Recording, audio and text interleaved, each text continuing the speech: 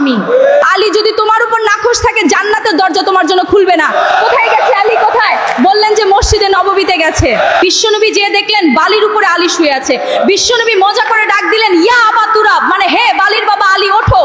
আলী উঠে না, রাগ করে আছে।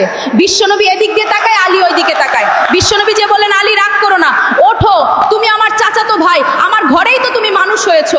ঘাপটি মেরে হাতটা ধরে টান দিলেন। এরপর আলী উঠতে বাধ্য হলেন, ঘরে নিয়ে আসলেন। নিয়ে এসে বিশ্বনবী খাটের মাঝখানে শুলেন, ডান দিকে শোয়ালেন আলীকে, বাম দিকে শোয়ালেন ফাতেমাকে।